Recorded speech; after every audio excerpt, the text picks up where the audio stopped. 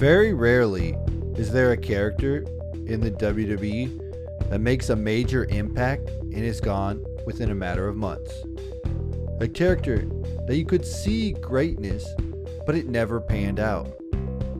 Someone who could have done really great things, but circumstances took them out before they ever got started.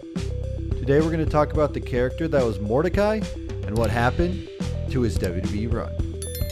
In May 2004, video packages for a new character coming to SmackDown would begin to play on WWE television. The vignettes would show a character all dressed in white. A pale rider was coming from the heavens. He said he was the right hand of the Father and his vengeance flowed through him. The idea of this character was that he was sent from God himself to destroy all the sinners in this world. The vignettes would end up with the lines, "Hear me, fear me, for the time of reckoning is upon us."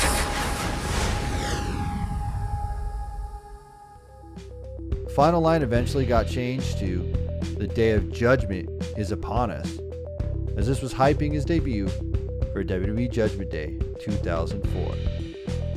They say timing is everything in pro wrestling, and there was no better time to debut a character like this than at Judgment Day.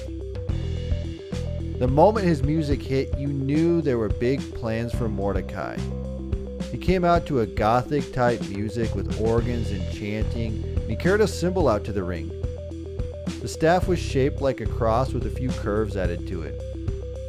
He was sent from the heaven to destroy the sinners after all. He dressed in completely white. He had white hair and white eyebrows as a sign of his purity. He had his symbol on the front and the back of his gear.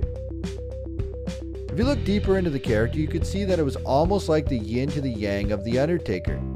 The Undertaker was dressed all in black and had his symbol on his attire, while Mordecai was the complete opposite. Mordecai's first match was against Scotty Hotty at Judgment Day 2004. Before this match, him and Scotty Hotty worked the house show loop to get familiar with each other. When it came time for Scotty Hotty to go for the worm in the match, Mordecai grabbed the tights and flung him into the ropes. After that, he would set up Scotty Hotty for the Razor's Edge. Before doing the move, he would look up to the heavens and then hoist Scotty up. They would even note on commentary that it was some sort of crucifixion type of maneuver. Again, symbolic that he was sent from God to rid the world of the sinners. This was an easy victory for him. Later on SmackDown, Mordecai would come out to the ring and cut a promo to the live crowd. He condemned the audience. He said that the Father may forgive everyone for their sins, but he will not. He was going to punish everyone for their sins, and he would damn them to hell. This was followed by a loud explosion and a fire from the turnbuckles. At the Great American Bash 2004, Mordecai would be in his second televised match. He'd be in a short program with Hardcore Holly. The match garnered no interest from the fans, as Hardcore Holly at the time was not really used in a prominent role. The match between the two left much to be desired. The match itself wasn't great, and Mordecai was constantly slowing down the match, locking in rest holds. Mordecai would pick up the victory again after using the crucifix bomb. The crowd wasn't into it, and Hardcore Holly wasn't really the right opponent for him.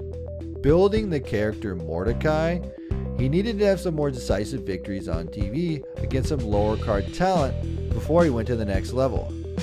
His whole gimmick was destroying the sinners, and he went out there and had a 50-50 match with Hardcore Holly.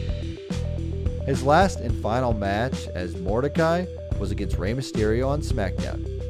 The match was the best showing for Mordecai, and he could constantly overpower the smaller Rey Mysterio. Rey was a professional, and he could take a beating like no one else and made Mordecai look like $1,000,000. You could see that Mordecai had finally found his footing with the character and figured out the style of match he should wrestle. He came up on the losing end after Rey Mysterio reversed the crucifix bomb into the West Coast Pop. He had this to say about the match. "I lost the match to Mysterio, and I came through the curtain, and Jim Ross was like, 'That was the best match you've had yet. You're starting to get it, kid.' And I went, 'Well, yeah, that's great, Jim. but they told me about 3 hours ago before that they were going to send me back to Louisville and let me be for a while. And he just looked at me dumbfounded. I was like, I don't know either. Mordecai would be done in the WWE. However, years later he would return in WWE ECW as Kevin Thorne, a vampire, until he was taken off TV in 2007 and sent back to OVW. So what happened, and why was Mordecai taken off TV in a matter of a little over a month? When Kevin Fertig pitched his character to Vince McMahon, Vince absolutely loved it. He was instantly given the name Mordecai, and they had tape vignettes that would air on SmackDown. The grand plan of the character was always to have him versus The Undertaker. There was even a rumor that he was going to be a part of the Undertaker-Kane family lineage, but that never panned out. When Mordecai did these promos, it immediately caught the attention of The Undertaker, and they even went on the road together for a while. The Undertaker liked Kevin and the Mordecai character and was trying to help groom him to be a superstar. The downfall began. Kevin states, I was on my way to stardom right up until I got in a fight at a bar in Louisville, Kentucky. That led to a lawsuit, and Vince was so mad that I screwed up and ruined his vision. He continues, it was me, Maven, Sly, and we were in a bar in Louisville. We'd come up from a show. It was either Sylvester Grenier or Maven's birthday. I can't remember. Basically, a kid decided he wanted to hit us with a bottle, and I kind of intercepted it and I broke his nose. And they found out that I was supposedly a WWE superstar, a guy who was worth so much money. If they knew how much money I had at the time, which was jack shit, they probably wouldn't have even sued. But they thought I was the second coming of Christ. I was a WWE guy. I had all this money, so they pursued it. And then they pursued to trying to sue the WWE.